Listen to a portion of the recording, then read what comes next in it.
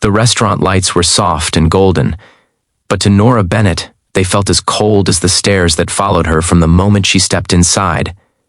Her thrift store dress clung awkwardly to her frame, her shoes were worn at the heels, and her hands rough from years of washing dishes and wiping other people's children's.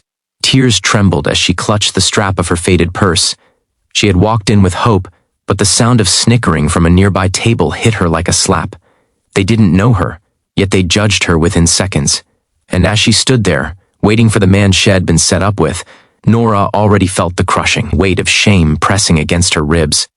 She had come to this blind date praying for a chance at something better, but she didn't know that this moment would change everything, not because of the man she was supposed to meet, but because of a little girl who would soon climb onto her chair and speak words that would silence the entire room. If you believe kindness and second chances still matter in this world, please don't forget to like, comment, share, and subscribe. It truly helps these stories reach more hearts.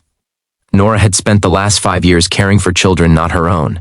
As a nanny in Chicago, she worked long hours for little pay, often taking whatever jobs she could find to keep her younger brother housed and fed. After their parents passed unexpectedly, she had become both guardian and provider at 23. Now, at 28, she barely remembered what it felt like to be seen as anything other than the help. But her coworker insisted she deserved love, pushing her into this blind date with a man described as kind, stable, and mature. Nora clung to that hope as she stepped deeper into the restaurant. At a corner table sat 3 well-dressed women and 2 sharply dressed men, friends, perhaps, of her date. Their gazes locked on her immediately. One of the women whispered something behind a manicured hand, and the rest burst into muffled laughter. Nora's cheeks burned. She tried to ignore them as she scanned the room, searching for the man whose photo she had been shown. He wasn't there, or maybe he was, and had decided not to approach the woman in the cheap dress. Just as Nora turned to leave, a man in an expensive suit brushed past her, speaking loudly to the laughing group. His voice carried across the restaurant. He said he had gotten the text, that the blind date was a no because apparently someone had misrepresented the situation. Nora realized, with a gut punch of humiliation, that he was talking about her. He hadn't even given her a chance. He had simply seen her, judged her, rejected her. Nora stepped away quickly, her chest tight, her vision blurring. She thought only of leaving before the humiliation became too much, before her composure cracked and tears spilled onto the floor. But before she reached the door, she spotted a little girl sitting alone at another table, swinging her small feet, clutching a stuffed rabbit with worn ears. She looked around anxiously, scanning the room as if searching for someone. Nora recognized the look. It was the same fear a child wore right before bursting into tears. Nora's heart tugged. Even in her humiliation, her instinct to care overshadowed her urge to flee. Then the restaurant door opened, and a tall man rushed inside, breathless, tie crooked, hair slightly windswept like he had run from a meeting. He approached the little girl and knelt in front of her, apologizing softly as he brushed a strand of hair from her forehead. Nora didn't mean to stare, but something about him pulled her attention. His suit was expensive, yes, but his face, the exhaustion in it, reminded her of someone who carried the weight of the world on his shoulders. This was Samuel Hayes, the CEO of a major Chicago tech firm. Though Nora didn't know that yet, everyone else in the restaurant did. Whispers spread, followed by straightened postures, impressed gazes.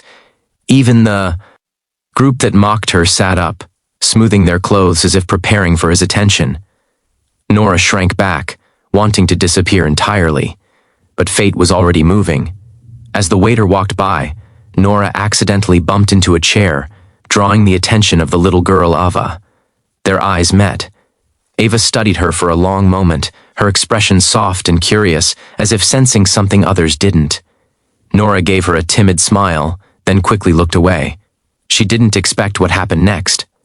Ava suddenly climbed down from her chair, walked straight across the restaurant, and stopped right in front of Nora. The entire room turned to watch, whispering. The CEO looked up in confusion and then concern when he realized his daughter was no longer at the table. Ava tugged gently at Nora's hand. Then, without hesitation, she climbed up onto the empty chair beside Nora, placed her tiny hands on the table, stood tall, and said loudly enough for the entire restaurant to hear that she wanted this nice lady to stay because she looked safe and kind and like someone Mommy would have liked. Every whisper died, every snicker faded, every mocking smirk fell away. Even Samuel stood there frozen, stunned by his daughter's unexpected proclamation and the raw truth inside it his wife had passed 2 years earlier, leaving Ava starved for warmth and connection. Something about Nora, her gentle eyes, her calm presence, even in pain, had reached the child's heart instantly. Samuel walked over slowly, apologizing to Nora for Ava's boldness, yet as he looked at her, something softened in his features. He sensed her hurt, her humility, and a strength beneath it all that reminded him of the kind of people who survive storms without losing their goodness. The mocking group watched from across the room, their faces twisted in shock. The same man who rejected Nora earlier now sat frozen, as if realizing too late that he had dismissed someone extraordinary. The waiter cleared the table beside Samuel and Ava, offering Nora a seat. She hesitated, still trembling, but Ava grabbed her hand again, guiding her gently. Samuel thanked her for being kind to his daughter, explaining he had been a single father since the accident. His voice cracked when he spoke of losing his wife, and Nora's heart swelled with empathy. As they talked, the earlier humiliation faded like a distant memory. Samuel listened to her stories of raising her brother, of working multiple jobs, of fighting silently through hardship with no applause, no recognition. And Nora found herself opening up in ways she hadn't expected. It felt safe. It felt real. It felt unexpectedly right.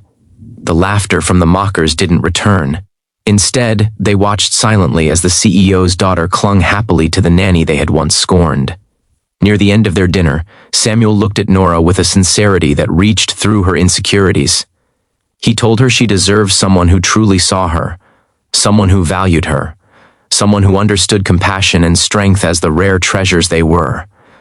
For the first time in years, Nora felt seen not as a struggling nanny, not as a burden, but as a woman worthy of being cherished. If this story touched your heart, please like, comment, share, and subscribe. Your support truly means everything for stories like this. Before we end, tell us in the comments, what part of the story moved you the most? As they left the restaurant, Ava held Nora's hand tightly, refusing to let go, and Samuel, walking beside them beneath the Chicago night sky, glanced at Nora with a look of quiet gratitude, grateful that a blind date gone wrong had led to something he never expected. In that moment, Nora realized that sometimes life breaks you down only to lead you exactly where you belong.